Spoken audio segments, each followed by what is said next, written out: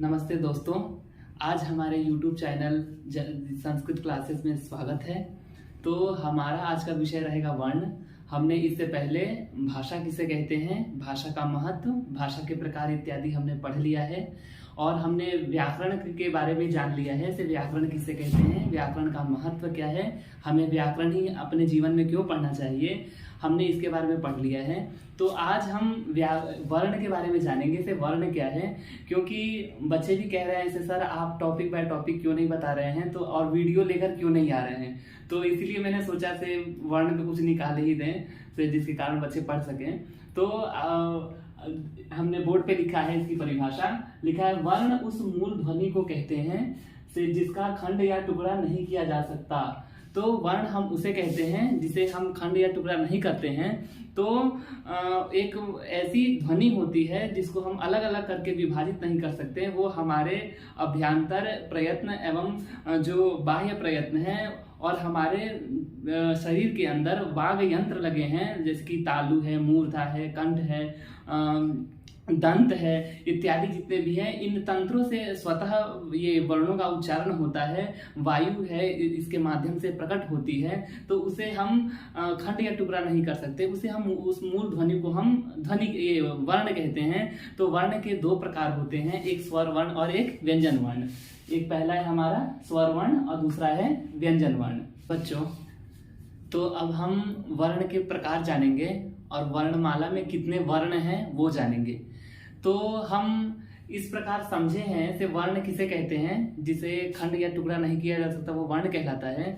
लेकिन वर्णमाला को हम कितने पार्टों में ये बांटते हैं और वर्णमाला में जो संख्याएं हैं 52 हम सुनते आए हैं, वो कैसे कैसे बढ़ती हैं, तो हम बोर्ड के माध्यम से समझने का प्रयास करेंगे।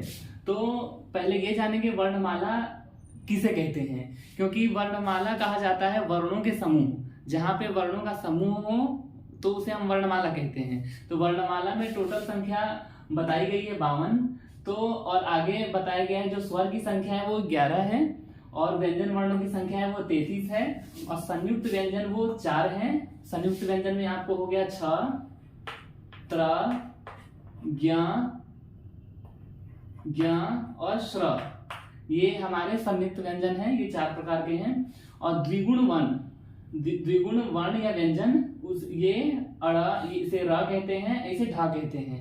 और अनुस्वार जिसको हम ऐसे इस प्रकार लिखते हैं, इसे अनुस्वार कहते हैं।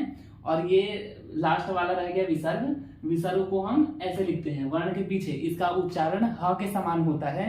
हम जैसे कि कहते हैं अतः, जैसे लिखते हैं अतः में जो ये विसर्ग है इसे हम ह की तरह उच्चारण करते हैं, क्योंकि इसका उच्चारण स्थान भी बताया गया है कंठ से, अकुह विसर्जनीय नाम कंठ। तो हम ये देख लिए। तो आगे लिखा है वर्ण को हम अक्षर भी कहते हैं।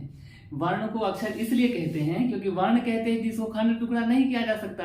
और अक्षर का भी अर्थ होता है न क्षरति इति अक्षर, जिसे हम तोड़ ना सके, जिसे हम अलग ना कर सके, उसे हम ये अक्षर कहते हैं। तो इसीलिए वर्ण का ही दूसरा नाम अक्षर भी है, मतलब दोनों शब्द एक ही हैं, वो अलग नहीं है।